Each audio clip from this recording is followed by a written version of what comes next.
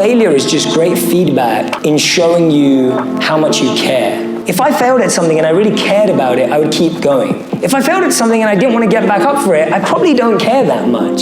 And so failure is actually showing you whether you care. Failure is reminding you that you need to grow somewhere. And I think one of the things that we forget is that you're failing at something you're passionate about or that you like. But I always question whether our expertise is right. You either feel boredom or frustration. So you feel boredom when your skills are higher than your challenge. How many of you have ever experienced that? Where your skills are really high and then your challenge is really easy and you're like, I'm bored, this is too easy. And he says you experience frustration when your challenge is greater than your skills. And so a lot of us settle that. We graduate from college, maybe we go on a few training days, and then you never learn anything new ever again. When actually, our challenge is always growing as our career grows and our personal life grows, but our expertise stays pretty much the same. So I would say whenever you feel frustrated by failure, it's a good sign that you can actually go deeper on your expertise and level of work. And actually, failure and reacting to failure in that way is going to boost your self-esteem and confidence more than anything. So actually, sometimes failure is just going to open doors that you never imagined.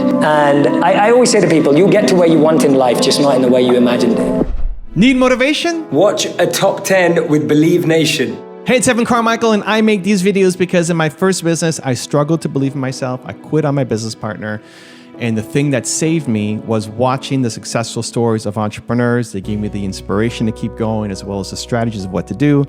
And quite honestly, I still need their stories and motivation today as well. So today, let's learn from one of the best, Jay Shetty, and my take on his top 10 rules of success. Enjoy.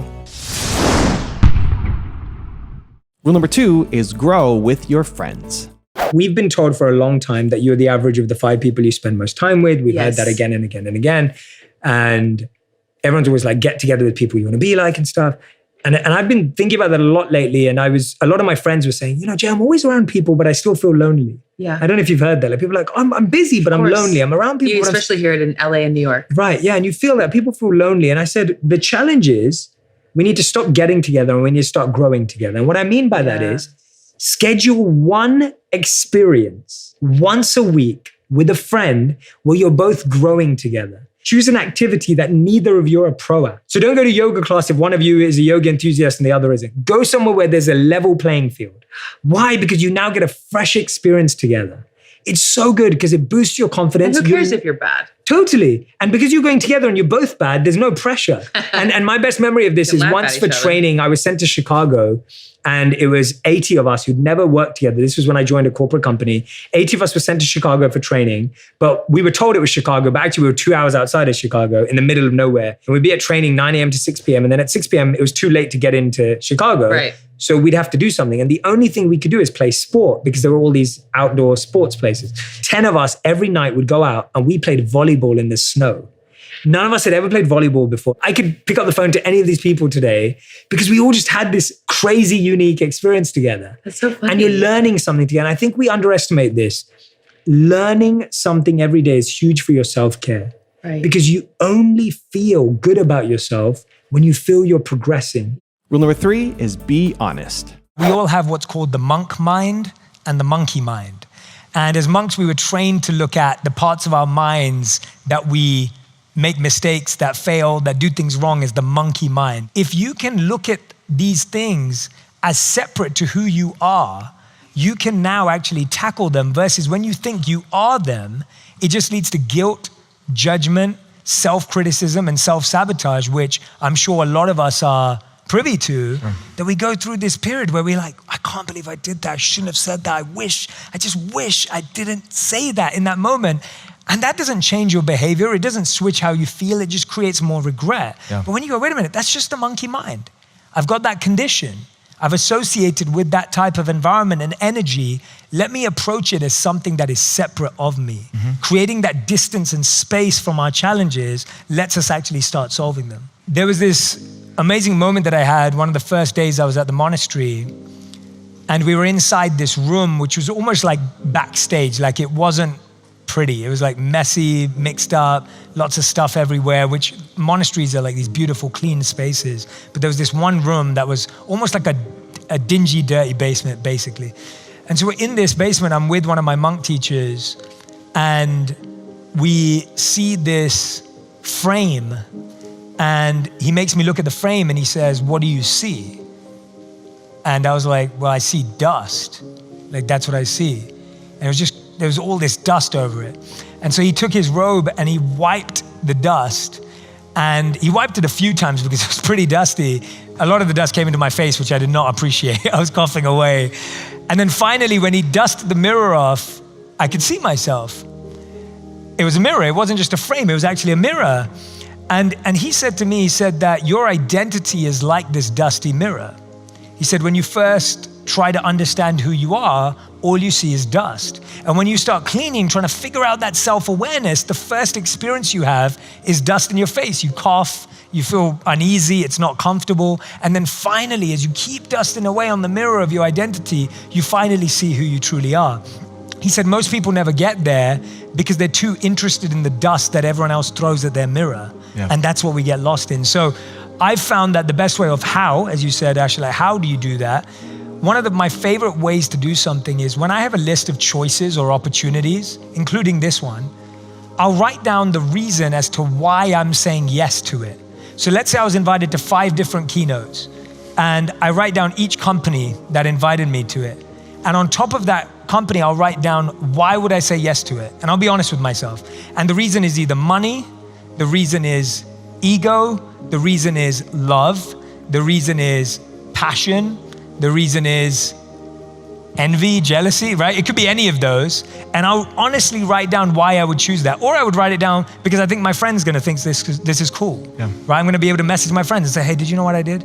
And so I'll write down that and I'll write the honest answer down. And now I'll go, well, now how do I upgrade this to be turning up here for love? How do I upgrade this to be turning up here for passion, for purpose? And so when you do that activity, you get to accept and be honest with yourself for the emotion that you're feeling, but then you get an opportunity to say, how do I live an upgraded life? And how do I actually take it a step up? Rule number 4 is find true happiness. In Think Like a Monk, I call it, there are an infinite number of seats in the theater of happiness.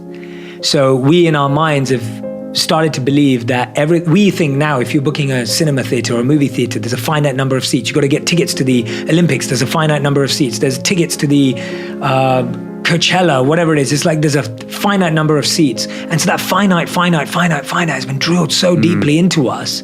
But there are an infinite number of seats, and there's a seat with your name on it in the theater of happiness. And just because I'm already in there doesn't mean you can't be in there. Just because you're in there doesn't mean I can't be in there. And as soon as you realize that, you free yourself from realizing there is a seat with your name on it.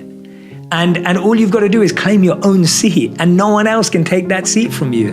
And when you start living like that, you can collaborate, you can grow together, you can build together, and you see this as being the epitome of, I was just reading Bob Iger's book, and in there he talks about how it was, and I may get a few of the names wrong, but I think it was Steven Spielberg for sure, it was George Lucas, I think it was Quentin Tarantino, who's saying they used to get together and they would critique each other's movies before they came out, so to give each other feedback.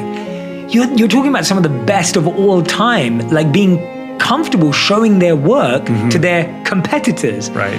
Now that's the point, right? Like, I've never watched a Quentin Tarantino film and felt I was watching a Steven Spielberg film, and I've never watched a Spielberg film thinking I'm watching a George Lucas film, which just shows A, how incredibly creative and talented they are, but also how much they trusted what they were offering to the game. Yeah. And that to me is such a powerful metaphor, and I mean, it's not even metaphor, it's literal, of how you live there are an infinite number of seats in the theater of happiness.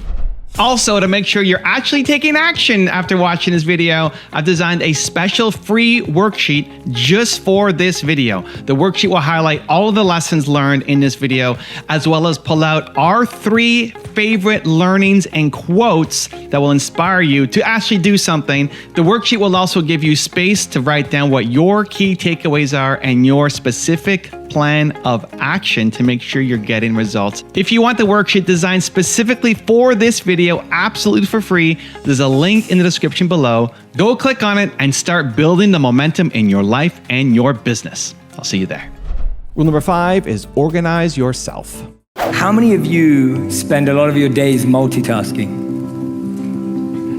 Okay, good. So a lot of us spend our time multitasking. Now, studies show that only 2% of us are actually able to multitask. And when most people hear that, they're like, yeah, I'm in that 2%. That's me, right? I'm in that 2%. You're probably not, I'm not, because it's only 2% of the global population of the world. Multitasking is a myth. And I find that as spiritual activists, as conscious change makers, as change agents of the world, whatever you want to call yourself, all of us, one of the biggest mistakes we've seen, and this was the quote that I shared and a thought from Martin Luther King that I've really held close to me, is he said, those who love peace need to learn to organize themselves as well as those who love war, right? Those who love peace need to learn to organize themselves as well as those who love war, i.e., people who are trying to build destruction in the world and distractions in the world are highly organized, highly focused, highly data-oriented, highly strategic, highly process-driven.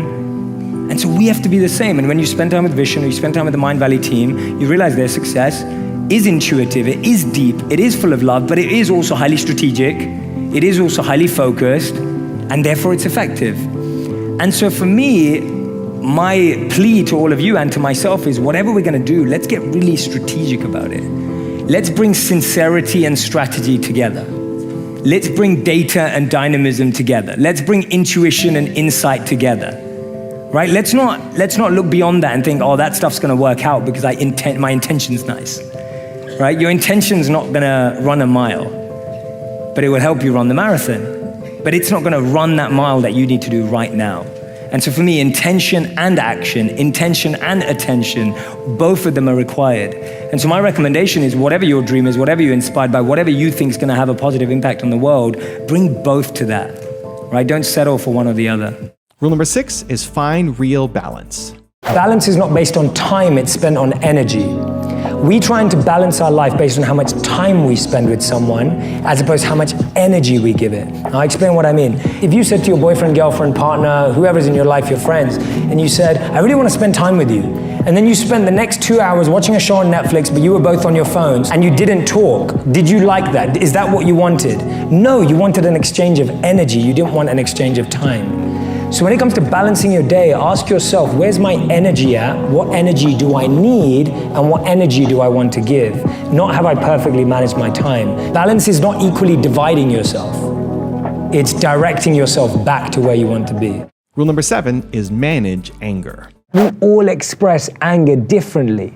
And therefore, usually our understanding of anger, or when we feel other people are angry, is when they behave as we do when we're angry. We almost assume that that's how people express anger. So what I wanted to talk to you about today is that there are 6 key anger types or anger styles, right? It's almost like a personality type, but there are anger styles.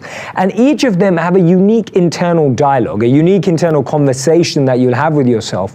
And they all have their own consequential damage that they cause in our relationships and damage to ourselves. And finally, methods to turn it around. They're all different. You can't apply the same message. Now, how many of you have ever heard advice to your life as being calm down, right? Just calm down, right? And in my opinion, never in the history of being told to calm down has anyone ever calmed down, right? That's just never happened. No one does that. No one calms down when you tell them to. Some people may do.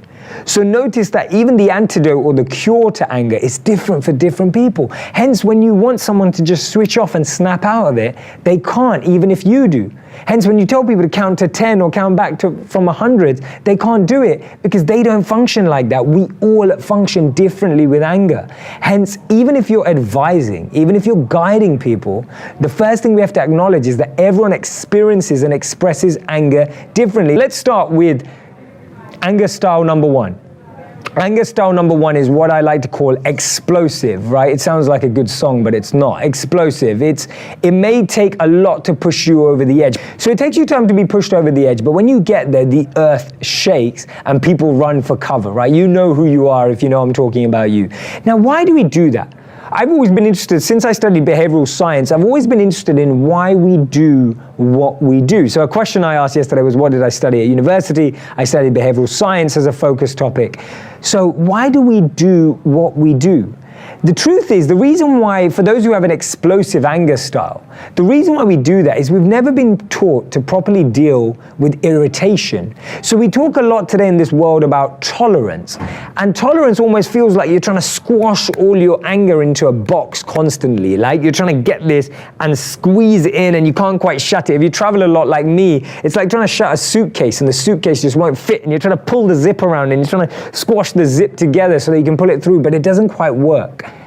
When we're not taught to be tolerant in the right way, when we're not taught to deal with regular irritation, what happens is that we absorb or swallow pain or anger as much as we can until we can't anymore. This is the most common form of anger. We're constantly trying to suppress, we're constantly trying to squeeze, constantly trying to push it away, but at one point it all has to come out and it explodes, erupts like a volcano, hence the term explosive. So whether you are type 1 or you experience type 1, here's what happened. The result is that you over-amplify the issue that you argue about because you've boxed it in for so long. You've kept in all these little irritations. So tolerance is not about just keeping an irritation. Tolerance is about acceptance and letting it go. But the problem today is our tolerance, our version of tolerance, is almost just capturing and keeping hold and absorbing and swallowing all of this until we have to take it out. So the way to do this, now how to turn this around. The amazing thing is when you look at neuroscience, right? And this is what I love. I'm trying to share with you evidence-backed science, things that are propelled by how science talks to them. And I hope you're going to press share right now so that we can get lots more people thinking about anger. The neurological anger response, believe it or not, lasts no more than 2 seconds, right? When you experience anger, in terms of neurology, in terms of your brain, it's only a chemical release of 2 seconds, right? So it actually takes more. Now, if you knew that, well done to you. And if you didn't know that, I mean, tell me, I mean, that shocked me. When I read that statistic, I was like, wow. Neurologically, we only experience anger for 2 seconds, which means it takes commitment to carry on being angry. How many of you have ever felt angry for 2 or 3 seconds, but felt, actually, you know what, I'm going to play on this for a bit longer so that the person realizes how angry I am? How many of you have almost acted anger, right? We all become method actors where we pretend to be angry or amplify our anger just so that people realize how angry we are. So it takes commitment to stay angry. Meditation is awesome, deep breathing is awesome, taking moments. Now, but the one thing I wanted to talk about, how to really deal with explosive anger at the root. Explosive anger comes because we're constantly suppressing little things that annoy us because we think that we can just let them go. And we think that if we bring up these little things, someone's going to get really annoyed at us. How many of you worry that if you brought up these little things that are annoying you, it will really annoy your partner or your colleague or whatever it is? So one of the best ways to do this is actually to write it down. When we write things down, we have to articulate things better. If you imagine, if you had to send a tweet, 140 characters, the amount of energy that goes into articulating 140 characters takes much more effort than articulating 1,400 words. So what I'd like you to do is when you're feeling that moments of tolerance being tested or there's agitation or that frustration, it's writing it down and articulating it in 140 characters about how you actually feel. And then kind of analyzing that statement and trying to get all of your feelings out on paper where you're almost reconciling how you feel without having to share it with that person. Rule number 8 is define your version of success. I could live with purpose and happiness. So let's go back to the start. I told you you had to choose between following your passion or finding real success, between putting yourself first or hustling, between finding a purpose or achieving happiness. I couldn't choose just one, so I chose all of them. Success is the hustle of finding your purpose through your passion and to never sleep on your happiness. Now, I've tried other people's version of success and it doesn't work. Discovering my passion opened up a world of purpose where hustling was not sacrificing my well-being, but instead unveiling a world of happiness. That's the success I chose. Now, what will you decide? Rule number 9 is train your mind for peace. I think that a lot of people are looking for peace. What do you say to those people who are just in search of peace? I'm glad you asked this. So the tagline of my book is called Train Your Mind for Peace and Purpose Every Day. Wow. I believe that it's something that can be trained. And I believe it's something that you have to take responsibility for.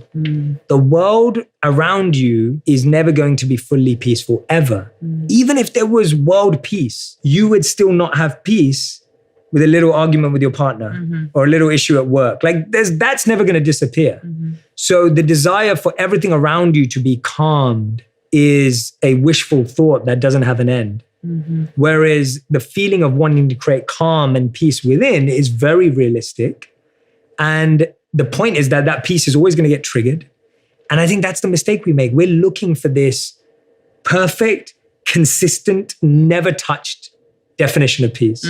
Whereas peace is something you're constantly training yourself to look for. So what I would say is that people should try and find the one activity they have in their day that brings them peace. It could be sitting and having their morning tea. It could be sitting and reading from a book they love.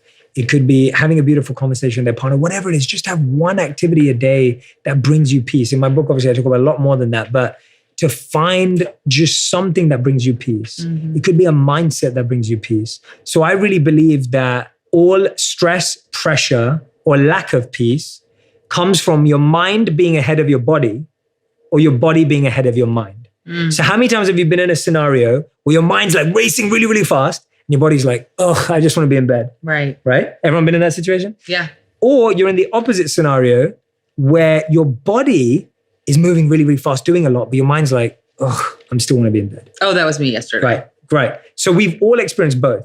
You get into all this in your book, don't you? Yes. Oh, I can't wait to read it. So the alignment of the two is what creates peace. Let's imagine I was running late today and I'm stressing. I'm like, I haven't thought about this and I don't know what it's about. And maybe I'm, all that stuff that we know that you'd be stressed about when you're running to work. And I'm sitting in the back of a Lyft or an Uber, or I'm driving and I turn up to the meeting. Because you live in LA and you can drive. Correct. So what I would do is I sit down and I breathe in for the same count that I breathe out. Oh, yeah. So I breathe in for a count of 4. In through the nose, out through the nose, out through the mouth.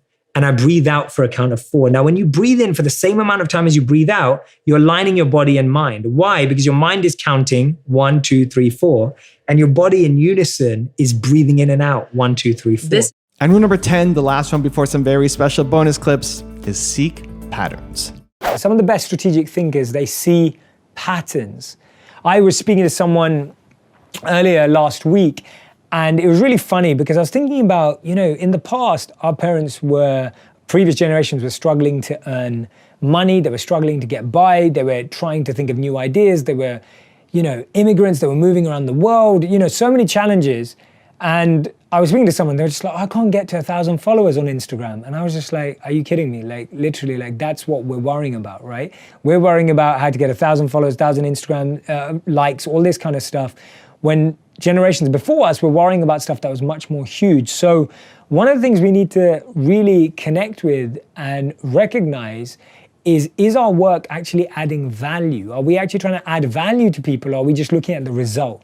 One of the biggest challenges of strategy is that we get so fixated on having a certain outcome that we look at our process and we don't even know what's going wrong. We're going, why are no one watching my videos? Why is no one liking my posts? Why is no one buying my product? Well, is your product made for the people? Are you really trying to serve? Are you really trying to create something that people are going to value? Or are you actually trying to create what you feel like creating? So it's finding your passion, but your passion turns into a purpose when you use it to serve others. And that's the key. Your passion's great on its own, but if you don't use it to make a difference in the lives of other people, it will always be undervalued. And the biggest part of strategy is surround yourself by people who've built that strategy, who made that successful, learn from them, understand it, and design your strategy. The first thing is premeditation, right? Strategy represents planning, carried out in advance. Don't just wing it, right? I said in my social media post for this, hope is not a strategy. Winging it is not a strategy. Right? It's not going to help you learn. It's not going to help you grow. Figuring out how your competitors act is a great way of doing it.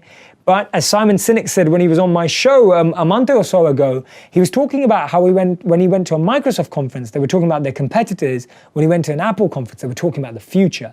If you're talking about future trends, you're already ahead, right? Take some time, get some analysis and ideas. Remember, look for good counsel. but make sure your counsel is strategic counsel, people who know what they're talking about. Social scientist Tim Kasser studies values and goals, including 2 types of motivation: extrinsic, such as for money, image, or status, and intrinsic, such as for personal growth, close relationships, and making the world a better place. He and his colleagues have consistently found that people who place a high value on extrinsic versus intrinsic goals are less happy and report lower levels of satisfaction with life, along with higher levels of anxiety and depression. And external rewards can even decrease the internal motivation you already have. Researchers took a group of kids at a nursery school who had a natural love of drawing. In one group, the children were just left to draw. In another, they were told they could earn a good player award, which included a ribbon and a certificate if they drew a picture. 2 weeks later, the same kids were offered the opportunity to draw pictures. Those who were allowed to just draw showed the same high level of interest in drawing the second time around. But those who were told they could earn a reward by drawing a picture the first time around were half as likely to want to draw another picture. What's in it for me? The external reward actually made them less motivated to draw. When we do things out of intrinsic motivation, we're more likely to find meaning and purpose in our lives and our work. For Katrina Lake, it was her love of data, along with wanting to answer the question, what could the future of retail look like? Here are 3 ways to connect with your intrinsic motivation. First, live for who you want to become. Create a vision of who you want to be in 5 years. In that vision of yourself, list out 5 ways you're feeling about your life and your work and your relationships. Are you excited, joyful, satisfied, fulfilled, driven, confident? Be as specific as possible. Now, for the next week, every time you make a choice, ask yourself if that choice will bring you closer to or take you further away from that vision of yourself in 5 years. Do you want to play a video game or read a book? Do you want to watch a movie or have a conversation? Do you want to take a class or waste time scrolling on social media? Hey, there's nothing wrong with any of those things I said. I love them all. But we need the right ratio. We need to make sure that more of our steps are leading us towards who we want to be than away. It's simple math. Tip number 2 is discover where you can connect something you're already doing or have a natural strength or inclination for to something you're passionate about, that connection point. Your passion doesn't have to pay you, but if your current job can pay your passion, that might just be as good and a good start. Check this out. When computer science professor Louis von Ahn set out to create Duolingo, he had one motivation: to make learning free. As a kid growing up in poverty, he saw so many kids who didn't have access to quality education. So he and a partner created Duolingo, a language learning app that's now used by more than 40 million people worldwide. And while the company has become tremendously profitable, Ahn's motivation was never about making money. It was about giving back. That's major intrinsic motivation, connecting your passion with a larger purpose. One of my greatest loves and one of the things that motivates me is learning. And that's the 3rd tip. Learning to love learning, and no matter what you do in life, you cannot fail. If you look at every situation and ask yourself, what can I learn here? You're going to experience 2 things. You'll get to feel curiosity, awe, and wonder. 3 things that research shows contribute to feeling satisfaction and meaning in your life. And second, if you're always focused on learning, you will never be disappointed, because even when something doesn't go the way you'd hoped or planned, you can learn from it.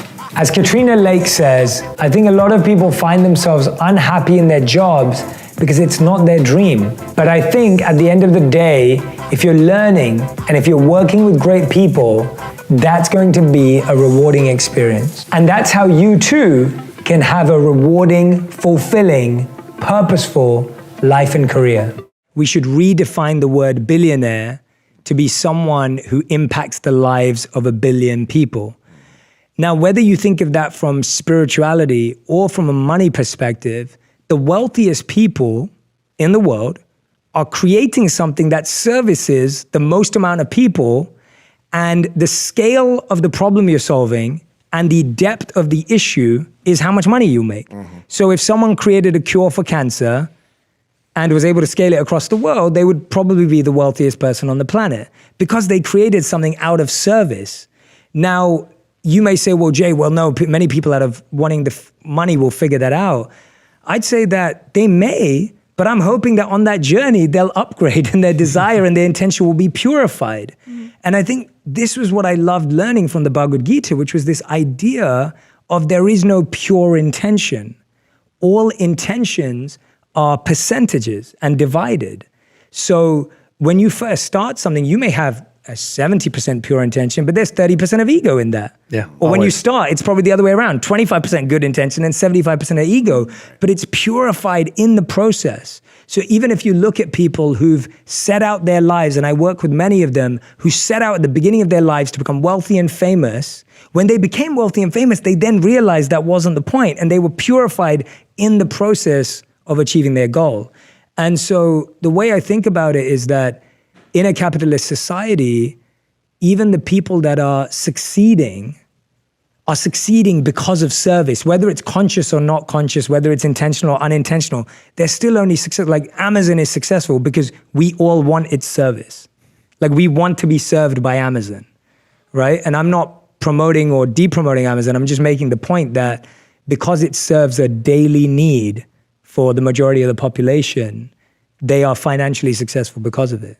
I was around 9 years old and I was visiting India with my family. We were stuck in traffic and we were driving through a slum area. It was the first time I'd seen homes built out of cardboard, scrap metal, and bricks all at the same time. Growing up in London, I'd never ever seen anything like it before, apart from on TV or in the movies. I saw some children on the streets, probably around the same age as me, but very different. Some of them didn't have clothes, they looked undernourished, and they probably didn't have access to much water. I could tell by the dryness on their lips and their skin. I noticed this one young girl who had her head inside a trash can. It looked like she was scrambling for something. When she finally came out and looked at me, she smiled. Not knowing what to do, I smiled back. She was obviously trying to look for food, and I could see her scrambling and trying to reach in as far as she could. Only then did I realize that she only had arms. She didn't even have hands. As she looked at me, I could tell she was hungry. But by the time I was just about to do something, our car took off, and I could only see her now and feel her disappointment that I wasn't able to help. At the time, I didn't have any food or money, and before I could ask my parents or the driver to stop, we were too far along on the highway, but I couldn't stop thinking about her. When we got back to the hotel, I got out of the car and it was lunchtime. And even though I was really hungry, I couldn't eat because I couldn't get over the fact that I couldn't have done anything for that young girl that I just saw. Even though I went to the buffet with my parents, it felt as if only me and her had looked at each other in that whole exchange and the whole city had stopped. I could remember exactly how she looked as I was looking at the food. When we were there at the buffet, I overheard a couple arguing with the hotel staff. Listening into their conversation, I found out that the couple were really upset at the hotel staff because of the number of choices available in the buffet. I looked around, there were so many options. They were complaining about there not being enough choice, but all I could see was choice. There were at least 30 items just as starters available to everyone there, but it wasn't enough for them. Now I get that everyone has their own standards, has their own expectations in life, and we're allowed to have them. And I know that everyone is fighting their own battle, but that little girl, she didn't even have hands. She was scraping with whatever was left of her arms. But many years on from that event now, I've learned a lot. One of the things is that I can sit here and be angry at that couple who was complaining, or I could actually do something about it. It reminded me of a quote by Gandhi. He said that I was sad because I didn't have any shoes, and then I saw a man with no feet. For me, this event left a lasting impression in my heart and two messages that I want to share with you today. The first one is to remain grateful for absolutely anything we have. Robin Roberts said it perfectly. She said that if we threw all our problems into our pile, we would rush to grab our own back. And when we start with gratitude and see everything as fortune and grace, we're able to receive much more deeply. And number two, let's help those who need it. Let's not be mad that the world isn't helping them. Let's see what we can do. Compassion is key and empathy is essential. And that's one of the reasons that I focus so much of my life in trying to help those in need. And it may mean that you're in a space in your life where you feel you can't currently help anyone right now, but I guarantee you that there's just one person out on the street today that you could impact, that you could change their experience at least for a moment. Remember what Gandhi said, I was sad because I didn't have any shoes, and then I saw a man with no feet. It puts everything into perspective. Have you ever had that vacation that you've been getting ready for, that you've been so psyched about, and by the time you're ready, packing, getting ready to leave, what's happening? Stress, right? You're running around like, what do I pack? Did we put out the note for the dog sitter? Where's our Uber? All right, here. I know my wife and I can have our moments when we're both trying to tie things up and get ready for some time off, and it's ridiculous, right? That's how we're starting out. As we set out on our journey this new year, let's spend some time and energy deliberately setting our mindset. We're going to do it with gratitude, and here's how. Writer Marcel Proust once said, "Let us be grateful for the people who make us happy. They are the charming gardeners who make our souls blossom." Kelly McGonigal is a professor and researcher at Stanford University, and her work centers on this idea that stress is neither good nor bad. It's our reaction to it that matters. She says that one of the most effective positive ways we can deal with stress is to practice gratitude. But not just any kind of gratitude. Specifically, she says that it's the gratitude that focuses on others and their impact on our lives that's most effective. Dr. McGonigal says that stress is designed to motivate us, to get us to do something. In the case of the stress of loneliness, for example, it's designed to move us to connect. And when we can feel gratitude for things others have done for us, it helps us feel more hopeful, more willing to seek help and support, and to offer help and support to others. Sounds like an amazing mindset to start out with, right? Yeah, it does. So, every day, for 1 week, each morning when you get up, spend 3 to 5 minutes diving deep into one beautiful or meaningful thing someone has done for you in your life. Be specific. You're grateful to your mom for helping you with your homework, or you're grateful for your best friend in 5th grade for that time he stood up to someone who was bullying you. And of course, it can be something in recent memory too. Be sure to remember the sights, sounds, and smells and what was said, so you can really reinforce that memory in your body and in your brain. If we look at the equation for success, if I had to write it down, if I had a whiteboard, I'd write it down. I'm not saying I've thought about this completely, but it's coming to my mind, so I'm going to share it with you. If we look at success, success equals hard work times by a positive attitude, plus courage, plus patience, plus resilience, minus ego, plus great people. Right now, let's just look at all of that. Success, one word, one feeling, whatever it is to you, equals whatever it has meaning, whether it's family, whether it's money, whether it's career, whether it's fame, whether it's happiness, whatever it is to you. It requires hard work times by a positive attitude, plus courage, plus patience, plus resilience, minus ego, plus great people, right? And you could probably change that equation. But if we take a look at that equation for a moment, every situation you're in on that journey is helping you learn one of those qualities. See, success and happiness are more about developing characteristics and qualities than they are about an achievement, because every situation, every experience that you have is teaching you one of those things. So that one was teaching me the principle of minus your ego, right? When no one turns up to hear you speak, I was learning what it means to minus ego.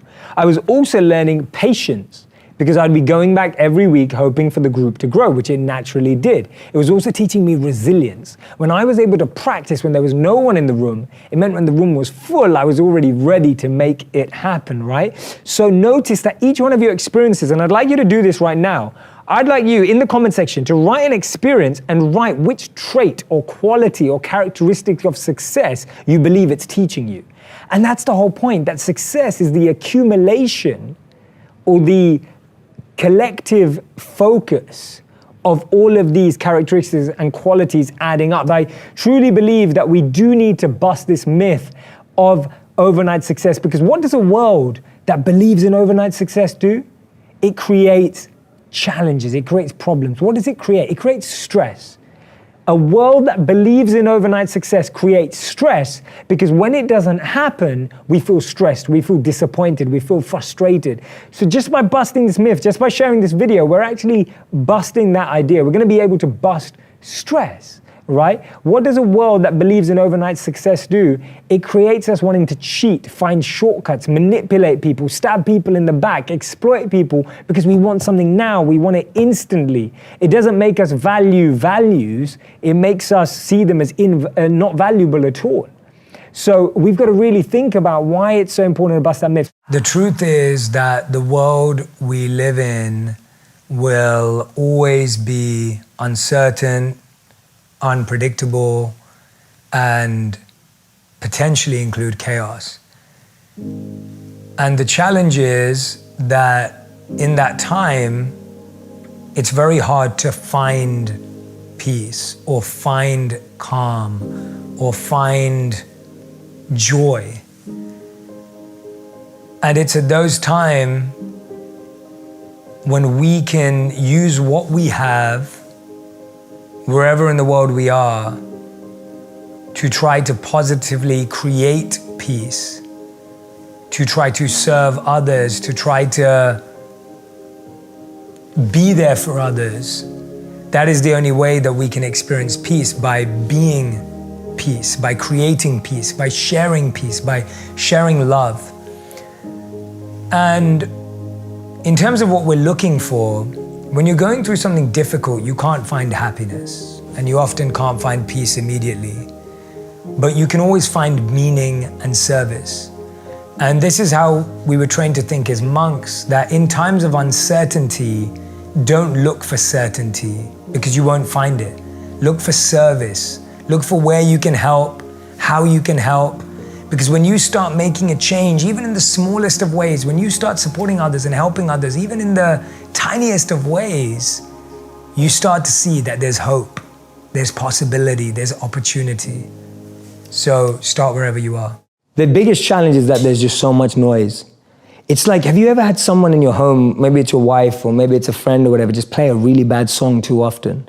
Right, just playing a song that you really don't like. I actually heard my wife laugh because she knows how guilty she is. Right, okay, there you go, right? There you go. And you just play a song and you just think, oh, turn that off. And after a while, it's been on for so long that you become immune to it. Like it's just there and it's still on. It's there in the back of your mind and you didn't manage to turn it off. So the noise that I describe in life, whether it's your parents' expectations, whether it's society's expectations, whether it's your partner's expectations, all of those are like noise in the background. And that noise drowns out your ability to understand the mind and the intelligence. That's one of the biggest trip-ups. I gave a presentation called Build a Life, Not a Resume. It's also one of my popular videos. It's a very good video. Thank you, man. Thank you so much. And when I did the research, so you don't see this in the video because this research didn't make it into the video. But the research that I was doing was around the most common resume lies. The truth is, over 40 to 50% of us lie on our resumes. Yeah, if you don't, you're missing an opportunity. I'll just say that. Yeah, there you go, right? So, and I started to dig deeper and I was looking at, a lot of people lie about their dates of employment. So instead of 3 days, it's now 3 months, whatever it may be. Now, I dug deeper and I wanted to meet some of these people and speak to people. And so I spoke to people who lie on their resumes, and we know that at least 40 to 50% tell us they do. The thing is, no one was proud of that. No one was like, yeah, I know I'm gonna get. Really what it came down to is we're really insecure about our own abilities. Really what it came down to is we're not confident about what we have to offer. What it came down to is a lack of self-awareness. What it came down to is a lack of understanding. What am I good at? What am I passionate about? What am I bringing to the table? That's what people were really worried about. They were worried about the job, but when you dug beneath the surface, the real behavioral trait that was coming out was insecurity and being unconfident about one's potential. That tells us a lot. That indicates a lot about human behavior and human nature. That the noise from outside makes us want to fit into a container. And that stops us from differentiating between what is my mind saying and what is my intelligence saying. And what happens is that noise becomes your voice. So that noise becomes what you think is what you're saying. And most people don't realize that until 10, 20, 30 years down the line. Now, there is no relationship in the world where people don't argue. If a couple says they don't argue, it can mean one of two things. Either they're just getting to know each other, or they're lying. Are you calling me a liar? I'm calling you one if you are one. Managing conflict is one of the most important skills in any relationship. The one simple question that improves any relationship is, how will I feel in 1 year about this current conflict in my relationship? People feel more forgiving and interpret their relationship in a more positive light when looking at it from a future perspective. When couples and partners argue about finances, family, jealousy, or attention, or whatever it may be, in those situations, we use our current feelings as fuel for a heated argument. Loud noises! But with this simple shift, where we're envisioning our relationships from the future, we're actually able to mitigate conflicts and think of things with a bigger perspective and picture. Everybody, calm down. When we start thinking about things through the future, we use more long-term thinking. We start using our reasoning strategies, our more mature intelligence rather than our currently emotion-filled mind. How many times have you said something in the moment that you regret later? How many times have you made an impulse decision that you later recognize wasn't the right one? A lot, actually. When we employ future perspective thinking, we get the ability to rise above our current emotions and start thinking from a point of intelligence. When we do this, we blame our partners less. We take more responsibility about what we can change. We're more forgiving, and we're even more able to focus on why the conflict happened in the first place. How many times have you started an argument, let it continue for days, and even forgotten why it started?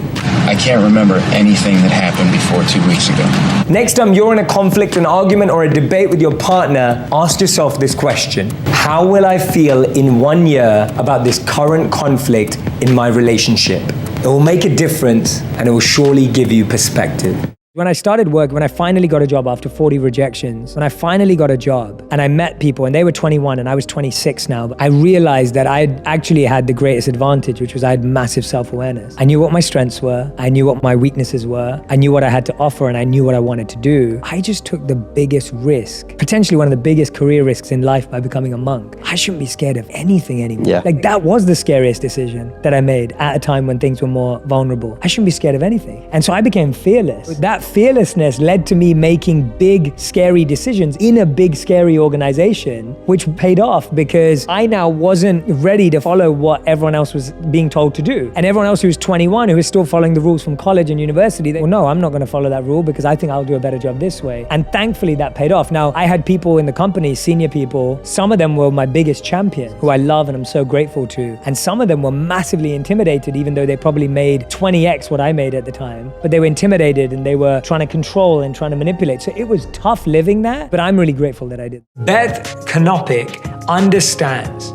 8 years ago, she lost her 16-year-old daughter, Leanna, when suddenly and inexplicably, a virus Leanna contracted migrated to her heart and could not be cured. After a tumultuous month in the hospital, Beth's vibrant, joyful, athletic daughter was gone. It's every parent's worst nightmare, and as you'd imagine, it catapulted Beth into what seemed like bottomless grief. And yet last year, something incredible happened. Beth gathered 14 other mothers in and around her Florida town who had all lost children for lunch. She says there wasn't a dry eye in the room, only the tears weren't from sadness. They were from joy. Somehow, each one of these mothers, some of whom had lost more than one child, were able to share positive, loving memories of their children, along with the beautiful ways their lives had changed as a result of their profound loss. Of course, every one of these women would rather have had their children back. But remarkably, they were able to take what had happened and allow something powerful to grow from it. As one of my good friends, Ray Dalio, says, pain plus reflection equals progress. I honestly believe that there are so many constructs in society that make us feel like we have to do something or we should do something. What I'm saying is that just because you're not in love with someone else that doesn't mean you shouldn't experience, feel, and create love every day in different ways, because love is a need. Love is who we are. Love is what we seek. But that doesn't have to be love with just one other person.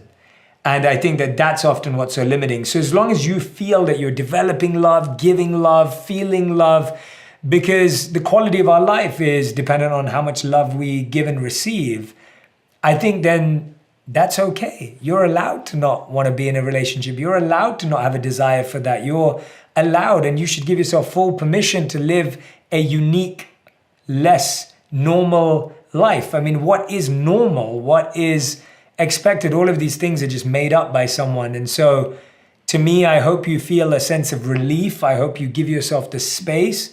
And who knows, a year from now, you may feel differently, and that's okay too. So I think allowing ourselves to go with our intuition is a healthy thing. And ultimately remembering that love is more important than being in love with one person. And so your priority becomes being loving, creating love and loving connections. I would say that, and I'm going to be honest because I think that's the only way to do it. I would say that my greatest skill is knowing that I can learn something if I want to. And that if I apply myself to it and I really deeply care about it, that I will find a way to get really good at it. And I don't think you can separate that from impact, because impact means, there's a beautiful quote by Bruce Lee where he said that I'm not scared of the person that has practiced 10,000 kicks one time each. I'm scared of the person who's practiced one kick 10,000 times. And that's the switch that we have to make, is that are we willing to practice this one kick, this one move 10,000 times or whatever it may be? And that to me is the difference maker. So I would say that there's a lot of strategy, because now it all makes sense, like social media, meditation, oh, that fits. It didn't make sense when I was collecting those skills. And so as Steve Jobs says, you can only connect the dots looking backwards, you can't moving forwards. To me, when I was collecting it, I was just like, I love people and I love connecting with lots of people, so social media would be useful maybe. That's literally all I had as a thought. It wasn't like, oh, I'm gonna learn this, then I'm gonna learn this, and then it wasn't that thought through. And at the same time, when I became a monk, it wasn't like, oh, one day I'm gonna write a book about being, it wasn't that, it was, hey, I think this is what my calling is. So it was a naive, innocent following of what I'm being called to do at the time, then matched with what do we do with this now that we have it as a skill, and taking a risk based on that. So I would say it's I don't know what you call that, whether it's discipline. Yeah, it feels like the combination of like intuition and action when an opportunity presents itself. Yeah, that's better than what I was about to say, so I'll take that. Yeah. Intuition, action, I just came up with this. Intuition, action. And I would add a massive sense of being open to risk again and again. And then I would say it's brilliant mentorship and guidance. So I give all the credit to the people I met. If I didn't meet really critical people at different times, and I didn't form a relationship with them, and they didn't invest in me and I didn't invest in them, that was everything. Like for me especially. So that you could say was luck. Yeah. That was the luck. The luck was that these people came into my life and we clicked at really specific times, and that was the luck. Well, and I would say the skill there was, you know, my intuition is that when you were building these relationships, it wasn't doing so in a way where you were getting something out of it. You were getting into these relationships because you love the people that they were, and you want to just be closer to them. I'm still friends with every one of those people. Yeah. Like deeply. Like I message them all the time, and they're still involved in my life in so many ways. And I all the credit goes to them. I'd say any career success I had, I'd give it to them, because it's not that they told me what to do or how to do it or invested money. It wasn't those kind of things. It was people who just changed the way you thought by planting simple seeds and planting simple ideas at different times in my life. So yeah, I would say there's a mix of luck, strategy, intuition, action. But ultimately, I think it comes down to three things: passion, strengths, and service. That's ultimately what it comes down to. It's the passion to learn anything and everything. developing an actual skill in the subject matter you want to do, and then wanting to serve through it, which is where the fulfillment comes from. And so to me, I'd narrow it down to those three things. The first thing is that purpose is like an adult, right? Finding your purpose is like an adult in terms of growth. Passion is like a teenager, but before you become a teenager, what are you? You're a child. Child is like the interest, and before you're a child, you're a baby. That's curiosity. So at the baby stage of passion, what you first need is curiosity. That curiosity turns into an interest, that interest turns into a passion, that passion turns into a purpose. For so many of us, we get stuck trying to be like, well, what's my passion? It's like saying, well, I should be a teenager before I'm even a baby. Let's first learn to crawl before we learn to walk or run or fly. So when we start that, we ask ourselves, what am I curious about? What could I watch documentaries about forever? What could I get excited about learning forever? What is it that I keep getting up to do even if I fail? What is it that I get motivated to learn about or hear about or read about or watch about even when I don't know so much about it? What are you naturally curious about and drawn towards in your life? That is the birthplace of your passion. It doesn't have to be a passion just yet. It just needs to be a curiosity or an interest. Just around 2 years ago, I had this idea. I wanted to share wisdom at a pace we wanted entertainment. I wanted to share wisdom in a way that it could connect, resonate, and deeply evolve the lives of people all over the world. For 10 years before that, I'd been working with individuals, groups, coaching at universities, companies, and all of these opportunities, but I really wanted to serve and connect with everyone across the world. I wanted to make wisdom accessible to anyone who had one of these. I have one of those. So I was excited, I had the energy, the enthusiasm, and I was pitching my idea to every single company that was online. Now remember, this is before I ever made a single video, before any of you knew who I was. Who's this guy? I applied to not 10, not 20, but 30 online media companies, hoping that one of them would like my series idea. I waited a day, I waited 2 days, I waited a week. I was rejected by every single one of those companies before interview. None of them invited me for a phone interview. None of them invited me for a video interview. None of them even connected with me in any personal way. That's rude. I said to myself, it doesn't matter. Let's see what else I can do to try and make my goal a reality. What else you got? So I tried to network with people who may be able to give me a chance. I got one answer and one answer only. They said, you're getting older now. Most of the people who want to break into this industry are around 21 years old. Just don't worry about it. Other people said to me, look, you need to go get a media and journalism degree or a master's, and then we'll take you seriously. Literally, I was getting rejected from every single person I spoke to. But inside of me, I had this desire, I had this calling, I had this mission, I had this vision that I wanted to share everything that I had learned with people out there. I genuinely tried every single possible method I could to break into the media industry, to the point that the only thing that was left that I could try was to start a social media channel. And of course, you know the rest. The most incredible thing is that it reminds me of a really powerful thought from Thomas Edison. He once said, when you believe you've exhausted all options, remember this, you haven't.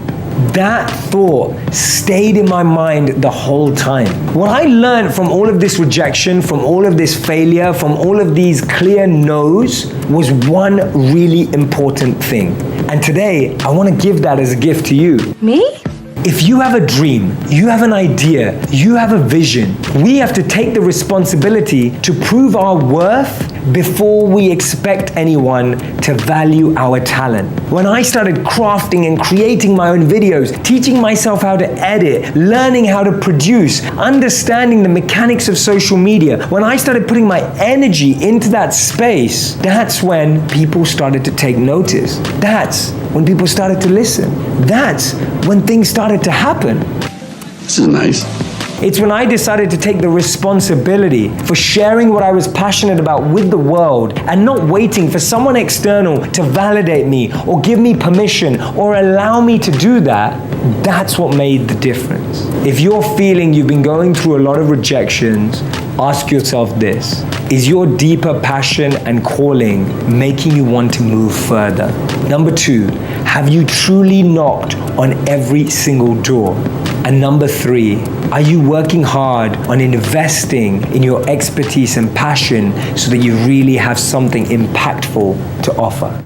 It all starts in childhood. We want to be loved and accepted. That's completely normal. But because of this need for love and acceptance from just a few years of age, we begin to live according to what others want for and from us. We form ideas about who and how we should be based on what parts of us, our behavior and personality, are welcome and praised and which are not. I like that about him. We also learn by imitating what we see others doing. As we grow older, we shape our likes and dislikes according to the people we surround ourselves with. For example, according to data from Adweek, among 18 to 34-year-olds, 68% said that their peers' social media posts were at least somewhat likely to influence them to make a purchase. I got one for myself, see? Soon, these attitudes and behaviors we're imitating become indistinguishable to us from who we really are. What have I become? In a pair of studies, researchers reviewed data from 3 different seasons of the Premier League football play and concluded that referees systematically favored home teams by shortening close games where the home team is ahead and lengthening close games when the home team is behind. The reason?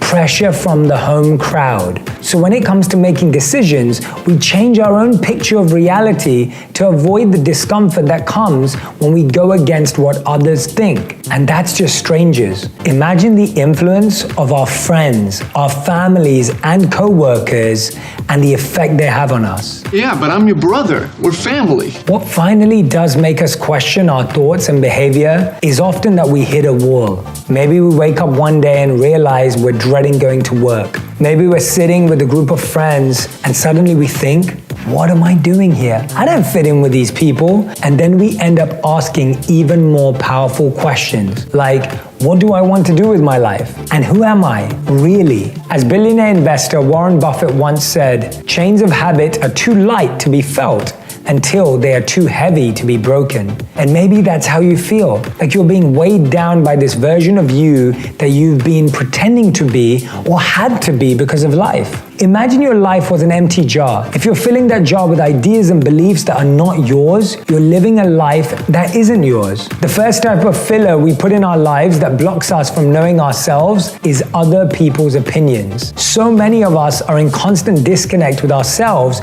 because we're always validating or verifying others' opinions of us. So, what do you think? We let others' ideas and beliefs define how we feel instead of being guided by our own values. Following others' opinions blindly can quickly get us lost. Before I decided to become a monk, I was training to be an investment banker or work in business. When I stopped to look at why I was chasing this career that I wasn't really interested in, I realized I was following my community's definition of success and not my own.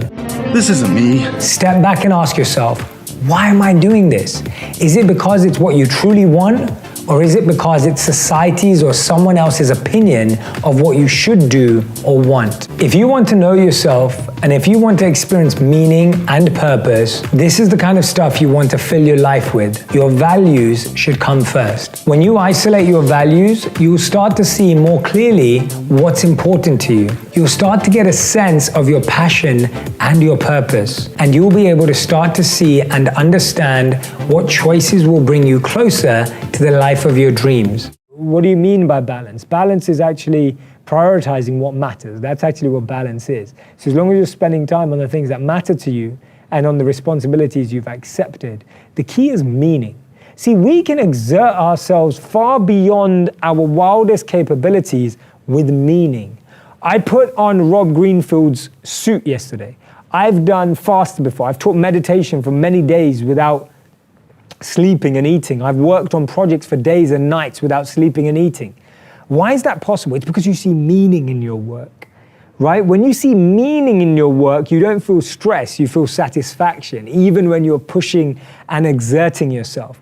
So yesterday when I put on Rob's suit, it was so heavy that I'm convinced the only way he got through it was mental strength built on meaning. See, mental strength built on just motivation and willpower doesn't satisfy you. It doesn't make you happy. It's not going to really connect with you. You're not going to look at that and go, oh yeah, I'm satisfied. That works for me, right? Meaning is what's going to empower you. Mental strength based on motivation will not last long. Mental strength based on meaning will drive you to do incredible things, especially when that meaning is making a difference in the life of other people, serving other people, changing other people's lives, trying to be an influence in other people's lives positively. Those things will be massive. Pat, most of us have been to school. Most of us may have been to college or university, but most of us will feel that our education let us down. Our education didn't give us the skills, the abilities, the mindset that help us thrive in life. No, they did not. And most of all, our education did not prepare us for our real future, real decisions, real relationships. That's why so many of us feel lost, confused, and bewildered as we get older in life from 20 to 30 to 40 to 50 and look back and wonder, what did we learn? And that's because at school, we learn what to think, but not how to think. And the ideal education system has 3 elements. An ideal education is an education of the head, the heart, and the hand. Let me explain what I mean. Please do. The education of the head is what we already receive. Academics, knowledge of math, knowledge of English, science, history, geography. These subjects equip us with knowledge, ideas, thoughts. They educate our head. They make us understand things. They improve our memory when we learn them, when we're tested on them. These are all valuable skills for our future. The challenge is that's currently all we get. I guess that's it. Yep. The 2 that are often missed out are the heart and the hand. An education in the heart is understanding the values that lead to long-term growth and long-term success. Things like empathy, kindness, compassion, being able to have emotional intelligence, being able to be aware of yourself and aware of others around you, knowing how to communicate effectively, knowing how to respect others' beliefs and boundaries, knowing how to read in between the lines of other people's thoughts and emotions. You good? This education in the heart would save us so much time and so much energy and potentially even so much money, because so much of it is wasted because we've never been trained to understand ourselves or understand others.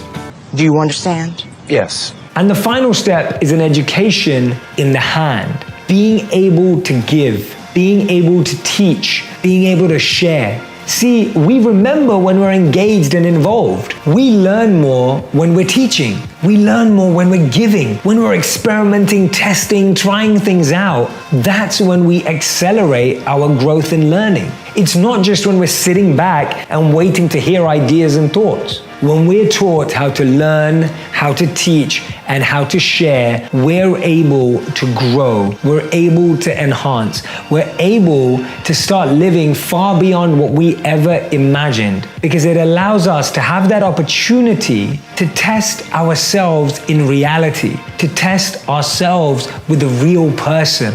And therefore, the 2 parts of education that we missed out on at school are the 2 we should invest in for life. Think about who are the people that you want to be around that can help you grow your education of the heart, values that you want to live by, mindsets that you see proving to be successful in people's lives. And think about opportunities where you can make a difference in the lives of others. Gandhi said that we find ourselves when we lose ourselves in the service of others. When we use our skills to make a difference in the life of other people, we learn so much more about those skills.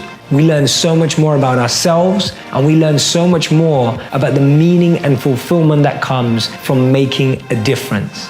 Don't blame school, don't blame your parents, don't blame anything that stopped us from getting a full education.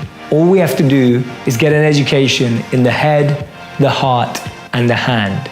If at any point you feel like you're not growing, you're not moving forward, you're not feeling a positive boost, ask yourself, which of these three am I in need of? Because it's always going to be one or two of those three that you're missing. What is envy? Envy actually is more of a expression of how we feel about ourselves rather than how we're perceiving someone else. It's actually so much more about how comfortable we feel with who we are, how confident we feel with who we are, how much self-esteem we have, how much self-assurance we have. Envy is more a root of that than it is of the fact that someone else is doing well. It's less about the fact that someone out there is amazing, making waves, doing something that you want to be doing. It's more about how we feel about ourselves, and it's experienced in that way of looking at someone else and reflecting back on us. Social circles, family circles, someone else has done amazingly in their exams, someone just landed a new job, someone else just got promoted, and everyone's looking at you going, what are you doing? Right, what have you achieved? Where are you today? Where have you got? Right, what's happening with you? Tell us about you. And you're thinking, you're going through all your head, you're trying to come up with all the things that you've thought about, all the things that you've achieved, all the things that you've done, and you're trying to bring it up, like constantly. But you're struggling, you find it hard because you're now measuring your growth based on someone else's. You're now measuring your success based on someone else's. And that is the biggest challenge with envy. That one of the biggest challenges it brings in our life is that it forces us to start measuring our success in comparison to someone else's. That is the biggest challenge with envy. When we start comparing the level of our success with someone else's, you're already on the wrong foot, right? There's no two of us are the same. We all have a uniqueness that we can use to enhance the world. And when we dilute that, and allow ourselves to compare us to someone else that we may not even be like, that we may not even share the same skills with, we really limit our ability to actually create success. We actually limit our ability to see how we can grow. So I always want you to remember that. I always want you to think about that. Now, the amazing thing I was looking at recently is obviously bionic limbs has become this thing of 2016 where we're able to allow people who've lost their arms, lost their legs, etc., to have these great robotic arms and legs again. Now, I've seen some stories about some phenomenal Paralympians. I've seen some phenomenal stories about human beings who without arms and legs have achieved extraordinary feats. And this blows my mind because I always think some of us have challenges in different areas, but imagine being born without legs or arms or, actually not having stuff that we all take for granted. But those are for some people, that would be an absolute dream to have that. Now through robotics and bionic limbs, they can have that. But for years, they've lived without it, but still I've seen positivity in them. I've seen drive in them. I've seen a desire in them to achieve something phenomenal. So it's amazing what's happening out there. And we really have to connect with those stories rather than living in our small bubble. And often because we only live in our small bubble, we talk to the same people.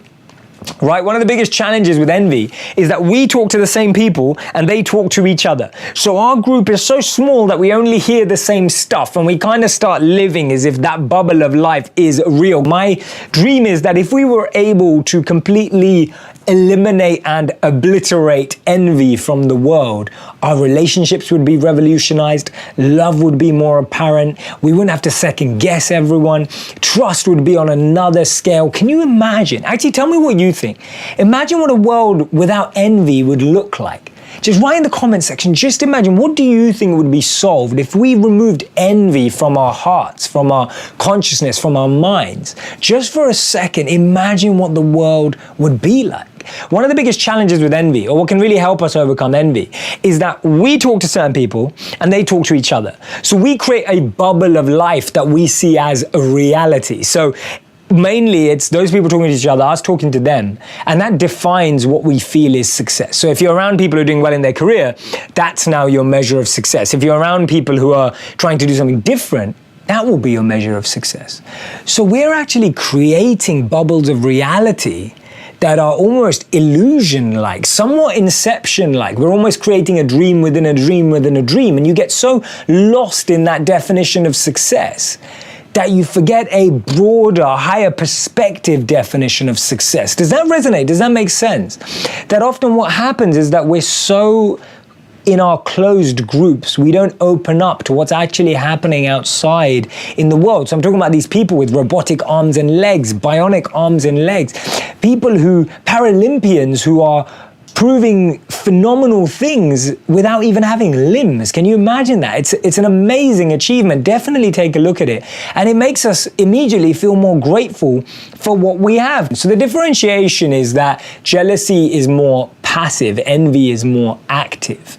So jealousy makes us think, oh, that person has something. Oh, that person has something. I wish I had it, right? That's jealousy. Envy is, that person has something, I want it, and I don't want them to have it. See, envy is a bit more active. You're like, I want it, I don't want them to have it, and actually I prefer it when they do worse. Jealousy is the beginning root seed of envy.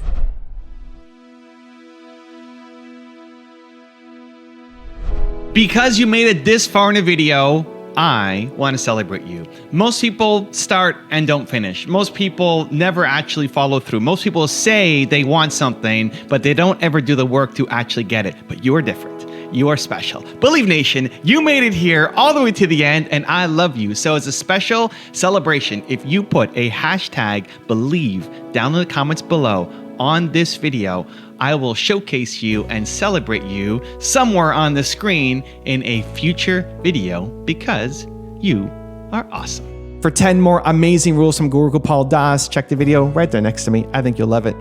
Continue to believe, and I'll see you there. Time does fly. Time has two wings and one beak, like an airplane. The two wings of the plane called time are past and future. Yesterday and tomorrow are the two wings. And the bonnet, that front peak, is the present.